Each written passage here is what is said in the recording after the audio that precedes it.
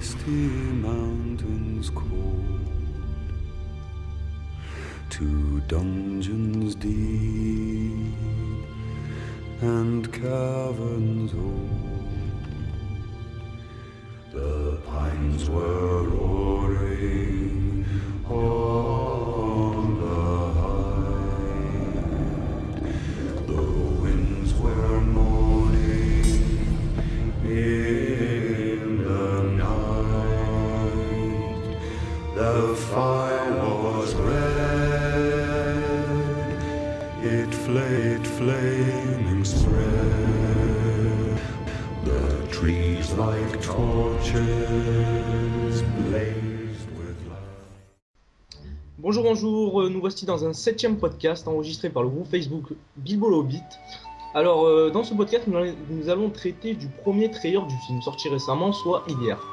Alors, je suis accompagné, comme d'habitude, de notre cher David. Hello.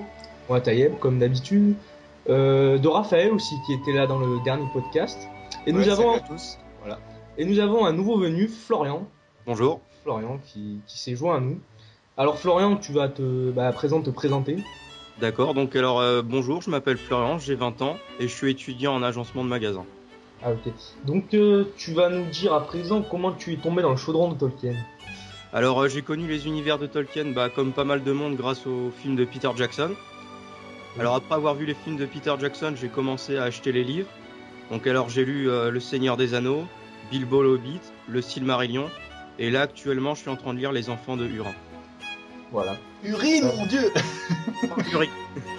Dis-moi, une petite question, est-ce que tu ne t'as pas attaqué, entre guillemets, c'est pas vraiment des livres, mais les Contes et légendes inachevées ou Non, pas encore, parce qu'en fait, il y a pas longtemps, j'avais relu le Silmarillion pour mieux comprendre. Et là, en fait, je voulais lire Les Enfants de Hurin avant de faire les légendes et contes, vu que c'est plus des petites séquences et c'est un peu plus chaud à mémoriser. Donc, je préférais vraiment mieux maîtriser déjà les deux supports avant et après attaquer les légendes et contes. Vu que c'est des lieux et des dates différentes, c'était pour bien assimiler. Alors pour commencer, nous allons parler du ressenti général. Alors nous allons faire un tour de table. Alors Florian, si tu veux commencer, comment as-tu trouvé ce trailer ? D'accord, donc alors le trailer, moi je l'ai trouvé vachement magique. Pour moi, vraiment les trois mots qui caractérisent le trailer, c'est magique, mystérieux et épique. Alors le début, c'est un petit peu longué parce que bon, c'est un peu la comté, tout ça, donc ça on connaît. On sent qu'on revient vraiment dans un lieu qu'on connaît déjà. Et après, à partir du chant des nains, pardon, ça pose vraiment une atmosphère en fait, le chant des nains. Alors Raphaël, à toi. Alors pour ma part, j'ai trouvé le trailer assez long, enfin 2 minutes, je trouve que c'est assez long. Donc c'est vrai que la première partie, plutôt assez douce en fait pour faire entrer dans l'atmosphère. Et puis une deuxième partie qui est surtout avec la fin qui nous fait retourner en terre du milieu. Mais par rapport en fait au pouvoir d'attirer le spectateur lambda, veut dire qu'il connaît pas forcément Bilbo, je trouve que c'est au début c'est assez long, assez dur et qu'il faut vraiment attendre la deuxième partie avec sûrement l'hymne, enfin la musique qui va être la musique type du film pour entrer dans l'univers. le thème principal, peut-être un peu comme Voilà. la communauté de l'anneau, pardon, qu'on trouve quasiment dans toute la saga en fait. Ouais, je pense moi ça va être l'hymne principal. Bon, à mon avis, le but du jeu, c'est vu que mine de rien, il n'y a pas énormément de monde qui a lu le roman et puis mine de rien qui a suivi le projet, à part vraiment les gros fans comme nous, c'est pour faire découvrir le projet aux néophytes, au grand public. C'est pour ça qu'en fait, justement, la première partie, on nous montre tout ce qu'on connaît déjà, donc pour dire voilà, attention les enfants, c'est une préquelle, ça a un rapport avec le Seigneur des Anneaux, on retrouve les personnages principaux. D'ailleurs, c'est pour ça qu'on montre l'analogie, à mon avis, entre Martin Freeman et Ian Holm, donc entre le vieux Bilbo et le jeune Bilbo. La musique de la comté, donc Concerning the Hobbit, qui est archi connue, qu'on nous présente les nains un à un. Parce que c'est vrai que nous, tout le monde, les autres, les membres du groupe peuvent se dire ouais, super, les nains, on les connaît, on les a déjà vus en photo X fois, etc.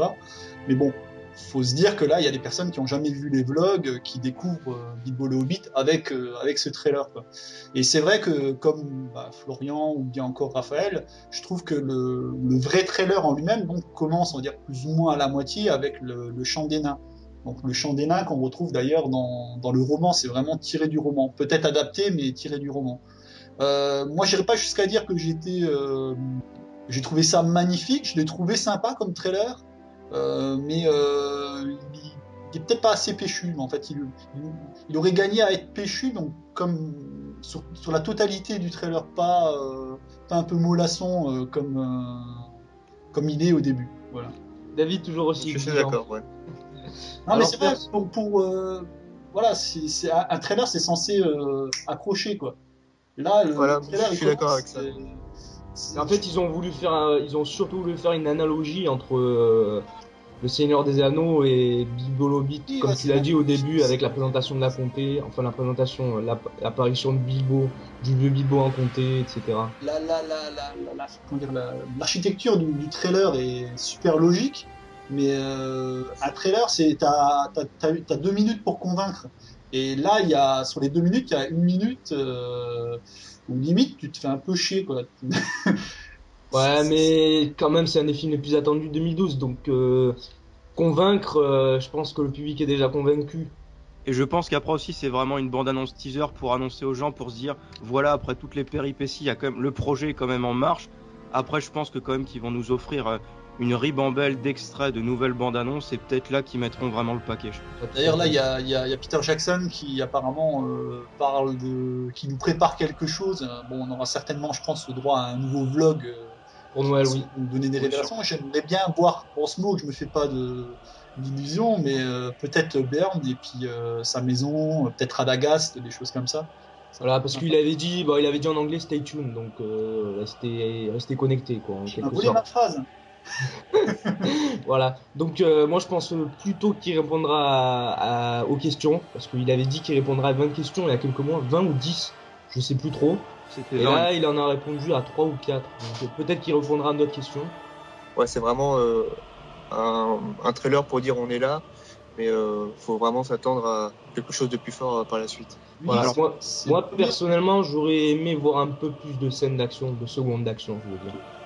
par contre, Sans moi, ce que parler j'ai de scènes trouvé, d'action, mais plus de choses nouvelles, on va dire, entre guillemets. Parce que là, on nous montre beaucoup de choses. On nous montre Imladris, on nous montre la comté. Je suis pas un bourrin non plus, quoi. Je veux dire, c'est pas parce qu'il n'y a pas d'action que je m'ennuie, mais j'aurais vu Burn même assis à une table. Je veux dire, ça m'aurait fait plaisir. Je me dis, voilà, c'est un élément nouveau, un truc que je connais pas. Mais bon, voilà, c'est vrai que c'est le premier trailer. On est à 1 an de la sortie du film. C'est déjà bien qu'on en ait un des trailers, hein, parce que d'habitude, des fois, les trailers, des fois, tu en as 3 mois ou 6 mois avant la sortie du film, quoi. Voilà. par contre, moi, ce que j'ai trouvé bizarre, je sais pas vous, c'est qu'en fait, comme le premier teaser du Seigneur des Anneaux il y a un temps, ils avaient annoncé en fait qu'il y avait 3 films. Et là, dans le trailer, enfin, ils annoncent pas qu'il y a 2 films. Je trouve ça un peu, pour la Ouais, com, c'est je vrai. trouve ça un peu bizarre. Ouais, c'est vrai que c'est Oui. étrange. Alors dans ce trailer, nous avons pu entendre certaines chansons, donc 2, 3 si je me rappelle bien. Alors bien sûr, c'est toujours du compositeur de Warshore, pardon. Alors Raphaël, si tu veux commencer. Ouais, donc je vais commencer avec la chanson des nains, qui est un moment clé de la bande-annonce. Donc cette chanson, c'est pour ceux qui ont le livre, une partie des chansons de la chanson des nains que les nains chantent chez Bilbo avant le voyage. Donc pour avoir fait le sous-titrage, c'est exactement des phrases de la chanson, donc pas forcément dans l'ordre, mais en tout cas ça c'est tiré du livre. Donc les chansons c'est fait, maintenant nous allons passer à la scène de Dol Guldur. Alors Dol Guldur, David, si tu veux commencer. Bah tu nous présentes un peu Dol Guldur. Explique vite fait, parce Ouais. qu'en fait, nous, on parle de Dol Guldur. Bon, ça reste de l'hypothèse, mais c'est fortement probable. On sait qu'à un moment, en fait, un peu spoilé, mais bon, Gandalf en fait se sépare de la compagnie parce que, en fait, si vous voulez, il doit se réunir avec le Conseil Blanc, donc Galadriel, Elrond et Saruman et Norman. Radagast pour débattre parce qu'en fait, il y a une ombre qui s'est tapie dans Mirkwood, ce qui explique qu'il y a pas mal d'êtres malfaisants dans cette forêt et qui a pris place dans, on appelle le nécromancien, cette fameuse ombre, donc qui n'est autre que Sauron, et qui s'est établi à Dol Guldur. Donc, et Dol Guldur, en fait, c'est une forteresse au milieu de la forêt de Mirkwood. D'ailleurs, on aperçoit le passage en question, on voit des pierres éboulées, on voit des racines avec des épines. Les épines, ça fait penser au côté un peu machiavélique On aperçoit aussi, ça je vais peut-être te laisser en parler Florian par rapport au statut, vu que c'est une idée de toi à la base. Alors ouais, comme j'avais dit, donc à 1 minute 19 précisément, le moment où Gandalf, on voit un gros plan se retourne, bah, sur la droite on peut voir un pilier où il y a justement une statue qui représente un Nazgûl. Donc c'est encore une raison de plus qui montre qu'on est bien dans la demeure du nécromancien. Pour ajouter un petit truc, pendant la guerre de l'anneau, Dol Guldur n'est pas complètement abandonné. Si je me rappelle bien, il y a un Nazgûl qui s'appelle Camul, je connais pas sa prononciation, qui y siège et qui attaque le royaume de Thranduil. Donc c'était un petit aparté. Donc. Ce qui expliquerait peut-être justement Voilà. les statues, les effigies des Nazgûl. Les statues, tout à fait. Voilà. Après bon, on voit qu'ils s'enfoncent dans des profondeurs, un peu des petits éperons rocheux vraiment très étroits qui descendent dans les profondeurs de Dol Guldur, et à un moment on le voit combattre avec une personne. Et je me souviens que le descriptif sur Elbakin, descriptif en anglais, parlait éventuellement d'un combat contre un orc ou un gobelin. En fait, c'est pas du tout le cas. Si vous regardez attentivement l'image, et je vais la décomposer pour vous, on s'aperçoit en fait qu'il se bat contre un personnage qui a tous les attributs d'un nain, c'est-à-dire gros nez, barbe, visage parcheminé, et en fait il ne s'agit d'autre que le père de Thorin, donc à savoir Thrain, qui lui était parti en fait à la recherche de l'anneau des nains. Et en fait, on peut se demander pourquoi Thrain, qui est censé être un ami de Gandalf, le combat. Et en fait, apparemment, il a été torturé par Sauron, donc par le nécromancien. Donc, ce qui explique que normalement Gandalf, dans le livre, le trouve complètement déboussolé, désorienté, il sait limite plus comment il s'appelle, etc.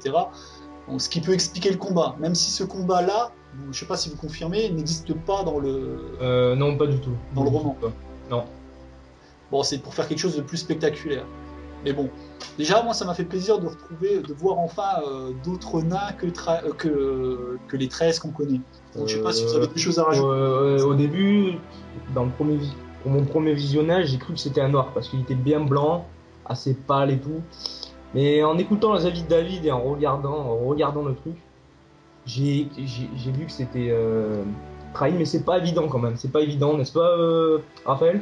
Bah, faut faire un arrêt sur image, hein, parce que la première fois que j'ai vu, pareil, Ouais. je crois que c'était un orc. Ouais, donc, mais si on fait un arrêt sur image, on voit bien la barbe blanche, le nez, on va dire caractéristique des nains ou des vieux nains. Donc à ce moment-là, si on peut rejoindre l'avis de David, hein, ça semble vraiment un nain. Surtout que je pense que beaucoup ont pensé que c'était un orc parce que dans les livres c'est bien décrit que quand même au moment que le Conseil Blanc lance l'assaut, que le Dol Guldur est gardé par des orques. Donc c'est vrai que peut-être il y aurait pu avoir confusion avec ça. Surtout qu'on voit que bon, c'est peut-être l'éclairage aussi qui voulait ça, qu'il ait une peau assez blanche, ce côté un peu zombie. Voilà, tout à fait. Et moi, ce qui m'a étonné, en parlant de ça, en parlant d'or, c'est que Dol Guldur est désert dans les scènes qu'on a vues.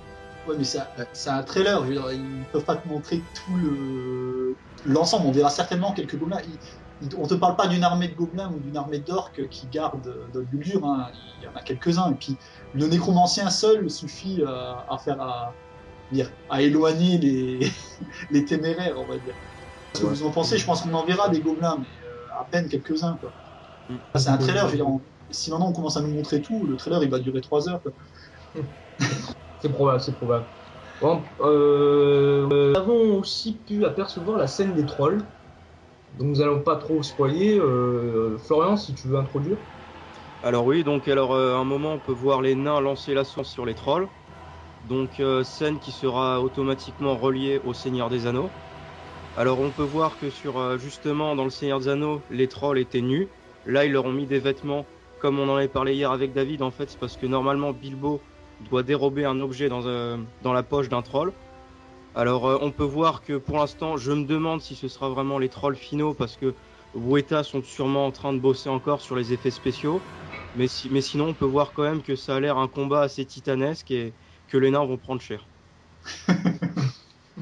On peut s'apercevoir aussi qu'on voit le bas de leur visage et on peut se rendre compte qu'ils ont des traits plus humanoïdes que les trolls des cavernes dans le Seigneur des Anneaux.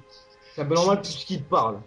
Si je me souviens bien, il n'avait pas de... le troll des cavernes du Seigneur des Anneaux, donc dans les mythes de la Moria, n'avait pas de nez.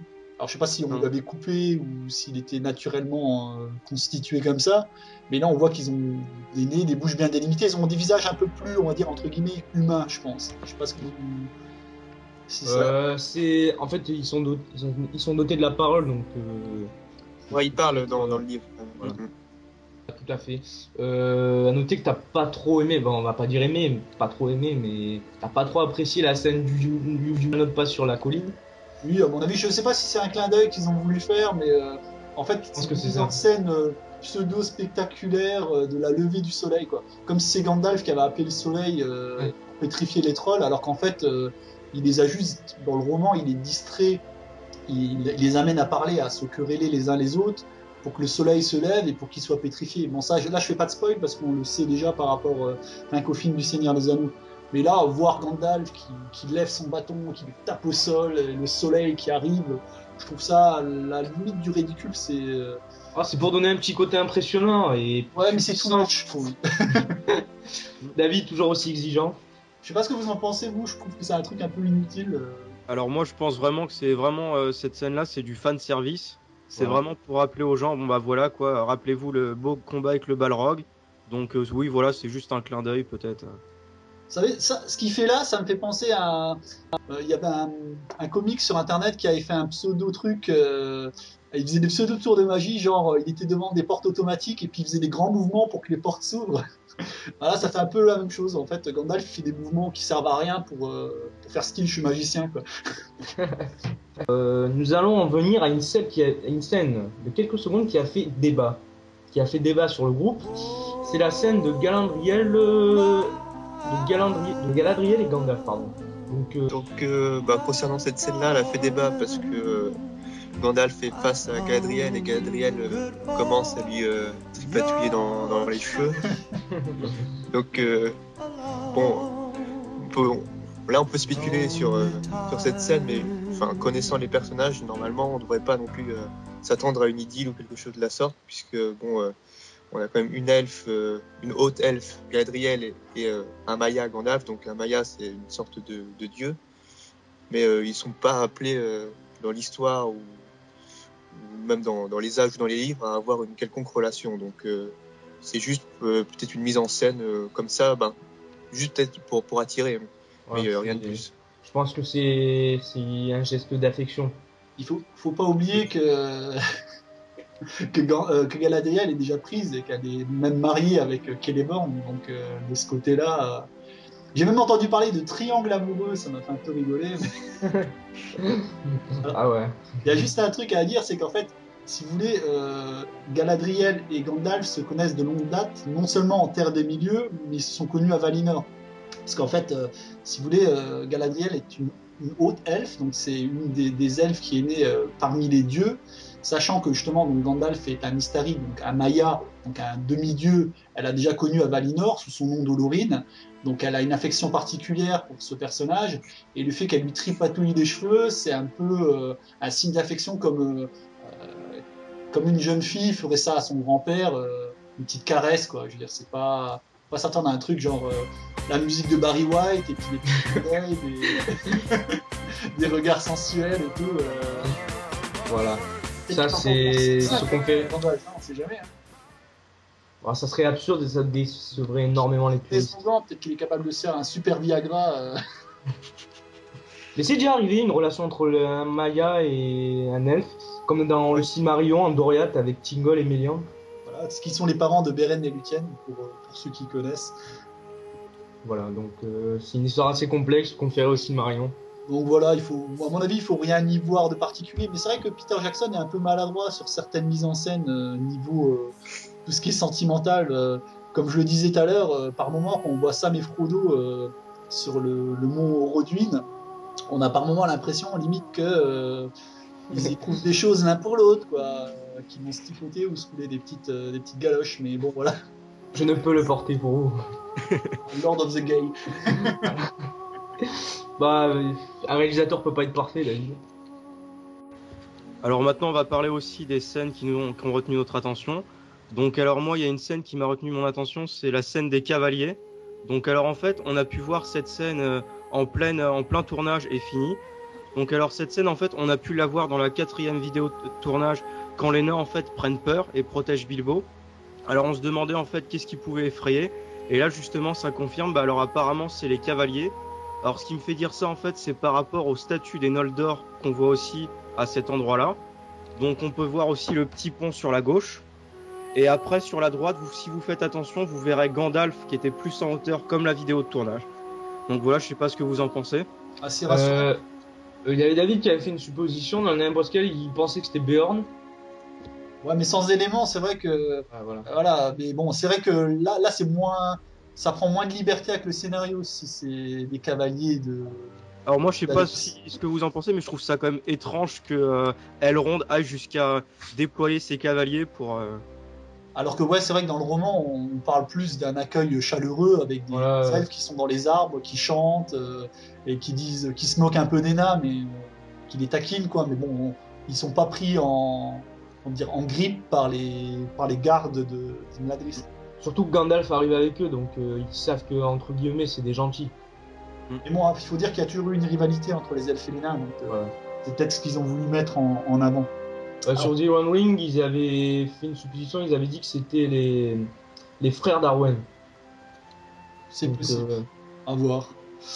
Il y a un deuxième point en fait qui fait débat au sein de la rédaction, j'allais dire, sur lequel nous ne sommes pas d'accord. C'est en fait à un moment vous voyez un plan où, donc en avant-plan vous avez l'anneau qui est au sol. Au fond vous voyez des genres de toiles d'araignée, des feuilles, des choses un peu tordues. Pour toi Taïeb, explique-nous ce que tu pensais que c'était. Moi au début je pense toujours, je pensais que c'était la caverne de Gollum. Alors avec l'anneau, au moment où il trouve l'anneau quoi, Gollum le perd et lui le reprend.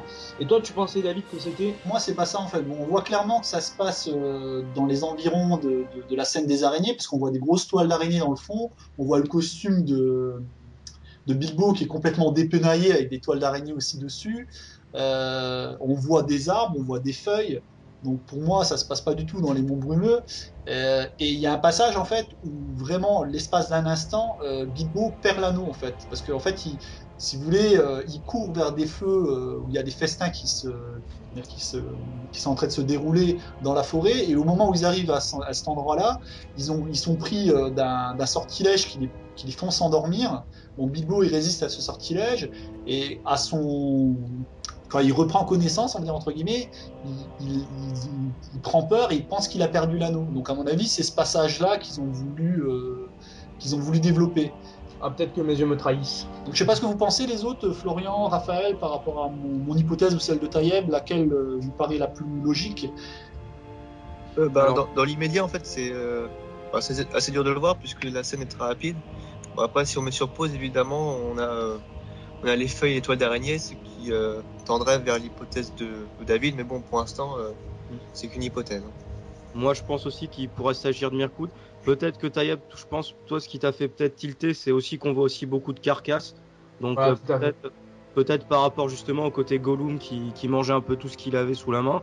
Donc, mais je pense que ça doit vraiment être la scène de Mirkwood, parce qu'on voit vraiment que c'est vraiment les toiles qui font qu'on se dit c'est celui là, pardon. Voilà. Donc on a fini pour ça. Maintenant nous allons traiter la scène à dos dur de Gandalf et Thrain. Voilà. Florian, je te laisse peut-être commencer. D'ailleurs, c'est un truc dont on avait parlé ensemble. D'accord. Donc alors un moment dans le trailer, on peut voir Gandalf se battre comme on a dit tout à l'heure contre Thrain. Donc alors avec David, on en avait parlé. Moi, je trouvais ça bizarre quand même que. Alors normalement, en fait, c'est expliqué quand même dans le livre que les cachots se trouvent quand même en profondeur. Alors que là, on voit clairement dans le trailer que ça se passe en extérieur. Et donc ça, j'ai trouvé ça un petit peu bizarre quand même. Ouais, c'est un ciel ouvert en fait, alors que normalement ça c'est censé se passer dans des geôles. Moi je m'attendais plus à quelque chose qui se passe en profondeur, dans un endroit très sombre. Ce qui aurait peut-être pu expliquer le fait que, en plus du fait qu'il soit complètement hagard, que Thrain attaque Gandalf parce que par exemple il ne le voit pas très bien et puis il pense que c'est un ennemi quoi. Et bon, maintenant pour conclure, entre guillemets, on va vous énumérer un peu toutes les petites scènes fan service qui ont été incluses dans le trailer. Je pense notamment à la rencontre entre Bilbo et Gandalf, la fameuse ouverture de la porte où on voit tous les nains qui s'effondrent avec Thorin en dessous, la scène où on peut apercevoir les tronçons cils, et je vous laisse la scène de la la dernière scène avec la fameuse. La fameuse scène de Gollum. Non. Celle La que dernière Bilbo scène. déteste, il a peur qu'on lui abîme certaines choses chez lui et. Oui, il avait ça. Ah, ils foutent un peu le why. Bah, il y a les nains pendant leur déjeuner ou dîner, je sais plus. Ils foutent un peu le why, ils se font passer pour entre guillemets des guignols. Ils font un peu n'importe quoi. Voilà, déjà Bilbo en fait en gros les nains ils les attendaient pas et en plus il est assez matérialiste et il a peur qu'on lui abîme son trou de hobbit et notamment sa vaisselle et il y a une scène qui a été tournée avec ça où on voit des assiettes qui volent dans tous les sens, etc. Voilà. Voilà pour les scènes c'est fait. Maintenant nous allons traiter, si je me rappelle, du caractère de Thorin. Parce qu'on a pu voir qu'il avait un caractère assez posé, qu'il est extrêmement sérieux, contrairement à Fili, Kili ou Bombur. Il est extrêmement sérieux, c'est le personnage qu'on verra, je pense qu'on le verra pas rigoler ou sourire pendant tout le film. Il est vraiment concentré sur sa quête. On voit qu'il est un peu entre guillemets vénère quoi. Sur voilà. Wesh. Il est un peu entre guillemets énervé, il a la rage sur En fait, Smaug. c'est même pas ça, c'est que c'est un personnage hautain en fait. C'est le descendant c'est l'héritier du roi sous la montagne, donc il se prend entre guillemets pas pour une merde. Et au début, il a un caractère hautain, mais vous allez voir que Bilbo va réussir à l'attendrir quand même. Donc c'est pour ça, à mon avis, ils veulent montrer le contraste entre. Je sais pas, il me semble qu'il y a un passage où Thorin dit clairement à Gandalf, ouais, c'est pas mon problème, c'est à vous de le gérer. Je suis pas responsable de sa sécurité. Je suis pas responsable de sa sécurité. En gros, pour moi, c'est un employé. Voilà quoi. Donc on voit que limite, il en a un peu rien à. Pour parler méchamment, qu'il en a rien à foutre de lui quoi. À Je sais noter pas ce que qu'il vous en va... que dans le deuxième film, on le verra sûrement qu'il va être très très très énervé sur Bilbo, sans spoiler. Je Florian. sais pas si vous voyez la scène, Raphaël. Oui, je vois laquelle. Ouais, la scène de l'Arkansas. ça sera assez chaud en effet. Voilà. Il va le maudire, etc. Ah oui, je sais que c'est un peu tôt, mais à votre avis, est-ce qu'il y aura des versions longues? Certainement, oui. Alors moi je pense que oui parce que pour ces genres de films là c'est quand même la patte de Peter Jackson parce il l'a fait donc pour Le Seigneur des Anneaux, il l'a fait aussi pour King Kong, donc je pense que quand même les fans s'attendent aussi forcément à une version longue, donc j'espère qu'il va quand même assurer à ce niveau là quoi.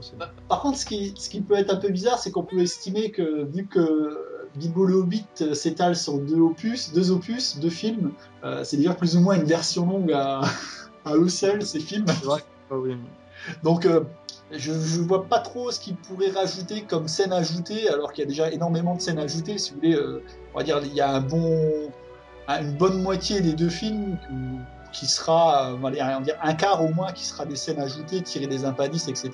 Mais bon, c'est vrai que c'est vraiment dans la logique de Peter Jackson de faire des films en version longue. Je crois que tous ces films y sont passés. Ouais. Voilà, tout à fait. On va faire un tour de table pour finir le podcast. Alors, quelle scène de Bilbo le Hobbit attendez-vous le plus? Oh là. Alors David? Il y en a pas une seule, on va dire. Non, tu dois en choisir une seule. Déjà, moi, dans l'absolu, les choses que j'ai envie de voir, en tout cas peut-être dans le prochain vlog que va diffuser Peter Jackson, ce serait Beorn. Je pense que Smaug, on le verra. Je suis même pas sûr qu'on le voit dans le trailer, même dans les derniers trailers. À mon avis, ils vont garder la surprise jusqu'au bout pour créer la sensation, on va dire entre guillemets. Mais là, dans l'absolu, moi, j'aimerais bien en voir un peu plus sur plutôt les scènes que je connais pas, ce qui est tiré des impadis, plutôt que le roman lui-même. Style le combat contre Trahin, la bataille d'Azanul Bizarre, des choses comme ça. Bah moi ça serait la visite de Gandalf, la visite à Dol Guldur. Voilà. Raphaël? Niveau scène, moi je serais curieux de savoir si Peter Jackson va mettre les géants des montagnes, puisque bon ils apparaissent dans le livre, on les voit pas vraiment, mais ce serait marrant qu'on les voit parce qu'ils balancent des gros rochers, donc pourquoi pas, ouais. Voilà. Je pense que oui, je pense que même il va forcer le trait. étant donné par exemple le monstre du lac qui est près de la Moria, normalement on voit juste des tentacules et il n'y a même pas de combat. Et là on le voit carrément combattre dans la trilogie. Je pense qu'il va sûrement nous concocter une petite scène d'action avec les géants des montagnes. Alors Florian?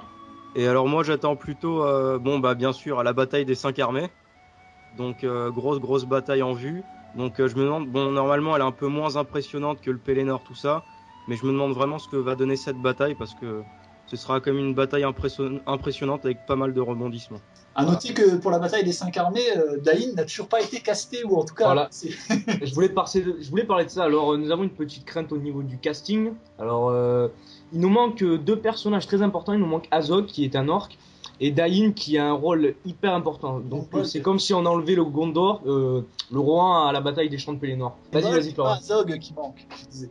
Bolg. Alors apparemment, justement en parlant de Bolg, il y aurait des rumeurs comme quoi que ce serait Lawrence McShore, pardon. Je crois que c'est celui qui avait joué Lurtz dans Le Seigneur des Anneaux. Il y aurait des rumeurs comme quoi que ça pourrait être lui. Donc nous en avons fini avec ce 7e podcast. Alors j'espère que ça vous aura plu. Donc n'hésitez pas à poster vos commentaires ou à donner vos suppositions, des réponses à nos hypothèses ou votre avis. Ils seront les bienvenus, nous vous répondrons. Donc c'est la fin. On vous dit au revoir. Bye bye. Salut. Voilà. Et à bientôt pour un nouveau podcast.